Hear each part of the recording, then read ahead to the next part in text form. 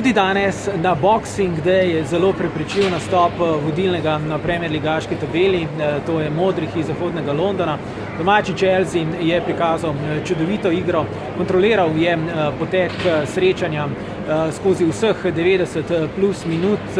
Gosti iz Bournemoutha so se krepkeje upirali samo v prvem polčasu, sredi prvega polčasa so izvedli 2-3 zelo nevarna napada, potem pa se je vse obrnilo v korist domačih, ki so tako dejansko, kot se je pričakovalo, vknjižili že svojo 12. zaporedno zmago, kar je klubski, rečem kar osebni rekord, in zanimanjem torej spremljamo dogajanje v Premier ligi še naprej. Morda Chelsea na Silvestra dejansko uspe še 13. zapored zmagati, ko to bo na tekmi, ko semkaj na Stamford Bridge prihaja Stoke. Zaenkrat pa Chelsea 3, Bournemouth 0.